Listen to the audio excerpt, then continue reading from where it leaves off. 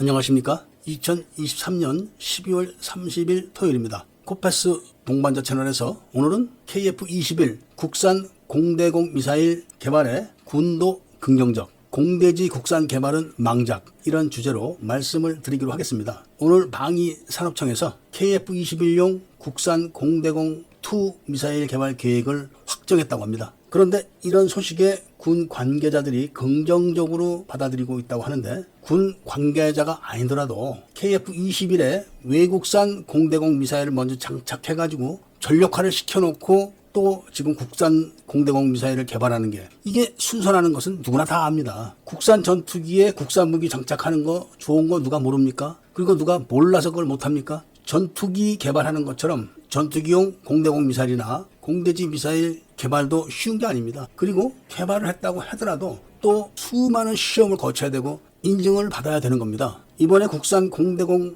미사일 2 개발 계획을 보면은 10년 걸립니다. 10년. 그것도 장거리가 아닌 단거리 공대공 미사일이 그런 겁니다. 이게 아주 정상적인 건데, 한 번도 미사일을 개발해보지 않은 나라에서 공대지 미사일, 그것도 장거리 공대지 미사일을 6년 만에 개발해보겠다. 미사일을 셀 수 없이 개발했던 미국이나 독일도 10년도 더 걸린 겁니다. 그런데 한 번도 해보지 않은 나라에서 6년 만에 해내겠다, 이런 이야기를 하는 걸 보고 제정신이 있는 사람들이라고 누가 생각하겠습니까? 단거리 공대공 미사일도 10년씩 기간을 잡는 게 지금 방사청의 현실인데, 한 번도 안 해본 장거리 공대지 미사일을 6년 만에 하겠다고 한 거, 이거를 놓고 지금 잘했다 못했다, 국산이 우선이다, 이런 이야기를 하는 게 군 당국자뿐만 아니라 많은 밀매들도 정신머리 없다, 이렇게 생각할 겁니다. 그런 논리로 단거리 공대공 미사일은 2년이면 맞는다, 이렇게 해가지고 국산 단거리 공대공 미사일을 개발 시작했다면 지금 KF-21 초도 양산도 못하는 겁니다.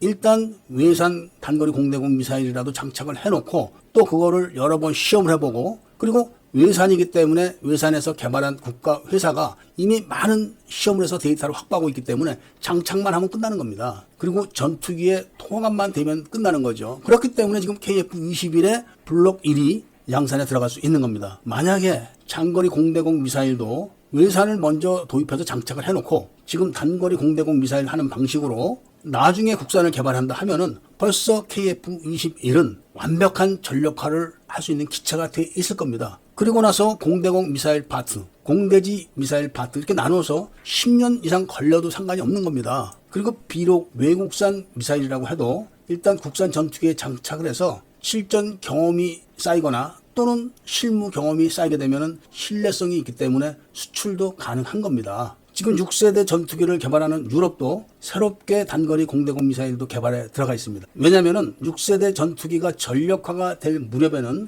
유럽이 개발했던 아이리스 단거리 미사일도 구형이 되기 때문에 그런 겁니다. 그래서 거기에 맞춰서 우리나라도 지금 단거리 공대공 미사일 개발을 하게 되면 2035년도에 끝나기 때문에 그때쯤 되면 국산 공대공 미사일을 장착하면 아주 자연스럽게 국제 무대에서 좋은 평가를 받게 되는 겁니다. 그리고 지금 개발하는 국산 공대공 미사일 2는 미국산 AIM-9X 사이드와인더와 거의 같은 동급의 성능이라고 합니다. 물론 10년 후에 되면은 미국은 AIM-9X보다 더 하이 클래스의 단거리 공대공 미사일을 개발할 수도 있을 겁니다. 그렇지만 한국도 그때 가면은 성능만 업그레이드하면 되는 겁니다. 뿐만 아니라 전투기의 성능도 업그레이드하고 또 ASR 레이더 성능도 업그레이드하고, 이렇게 가는 게 순서가 맞는 거죠. 지금 타이러스2 공대지 미사일을 한국이 독일과 같이 개발을 해가지고 KF-21에 장착을 했다, 이렇게 되면은 상황이 어떻게 됐을지 상상이 가십니까? 지금 다른 나라들은 전투기 도입을 하지 못해서 난리가 아닙니다. F-16 성능 개량도 많은 시간을 기다려야 되고, F-15 이 전투기도 성능 개량을 하는데 많은 시간을 기다려야 됩니다. 그리고 라팔도 살려면 오랜 시간을 기다려야 됩니다. 이런 상황에서 KF-21이 비록 외산 무장이지만 다 장착이 돼서 완벽하게